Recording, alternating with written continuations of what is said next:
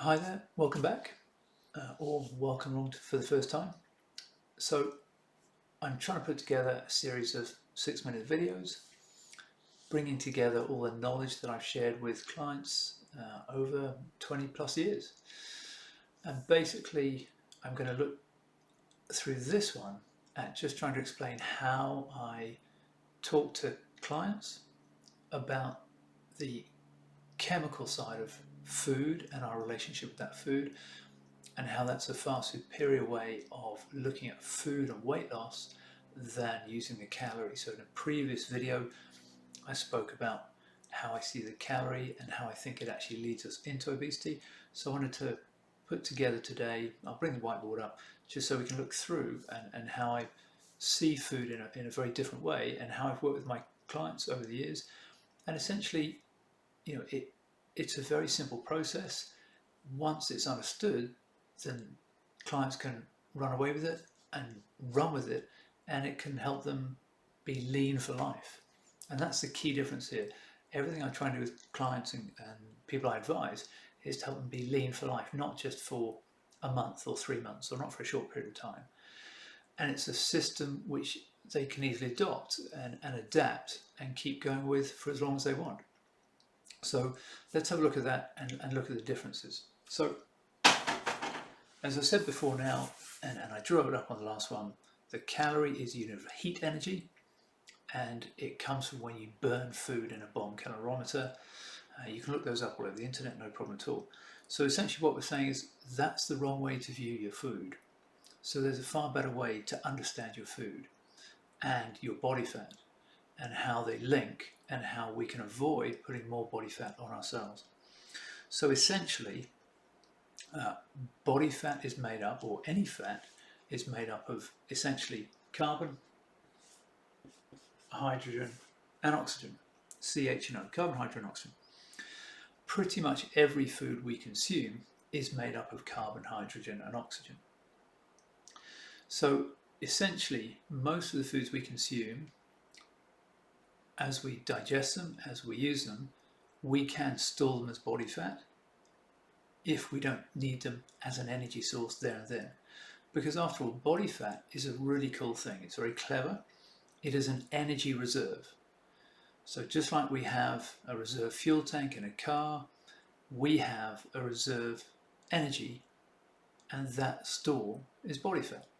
And we can bring body fat out of those energy stores when we need them to create energy that we can use and run around with. So it's a very good thing.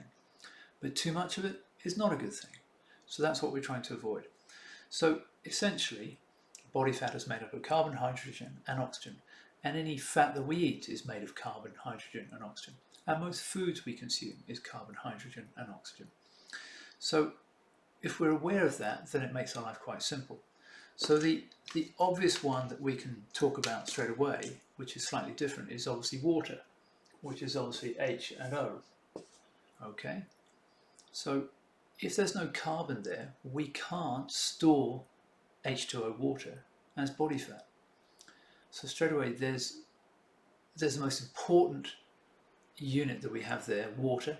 We are, some 60+% water, so we need a lot of water in our diets, but it's clearly a food that we cannot convert into body fat. But most other foods are made of carbon, hydrogen, and oxygen. So essentially, all of your carbohydrates are made up of carbon, hydrogen, and oxygen. All of your fats are made of carbon, hydrogen, and oxygen. All of your alcohols are made of carbon, hydrogen, and oxygen. All of your sugars are made of carbon, hydrogen, and oxygen. So because they are different levels of carbon, hydrogen, and oxygen, but essentially our body can get hold of those and either use them as an energy source straight away, or if we don't need that energy, it can store them as body fat, and that's generally what happens. So the big exception to this, which pays into our advantage, is to understand proteins, which are made of carbon, hydrogen, oxygen, and nitrogen. So proteins are all of our meats, many of our dairies, eggs, fish. So essentially, the great thing about proteins is, even though they're given a calorie label and they do burn in a bomb calorimeter, because we don't burn foods, we break them down chemically, this nitrogen here binds the other three together. Okay?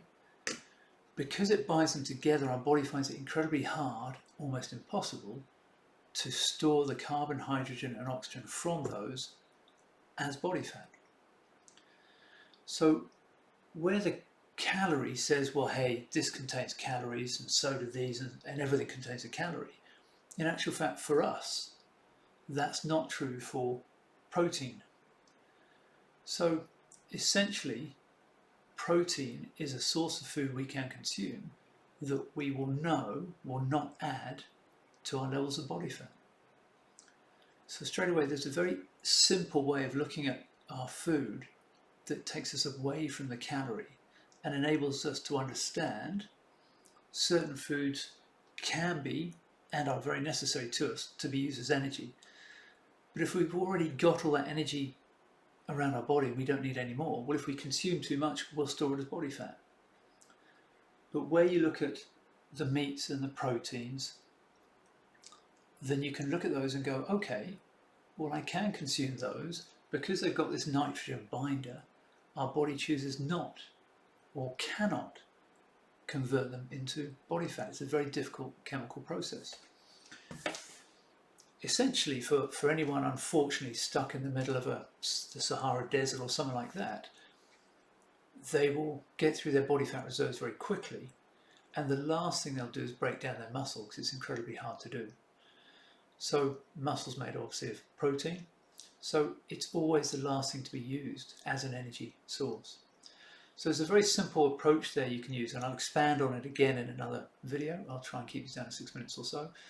So have a think about that, and it's very different to using a calorie, and you now need to look at your food from a chemical point of view because we break our food down chemically over 24 hours. Okay, thanks for joining me. I'll put another video together and see you soon. Thanks very much. Bye-bye.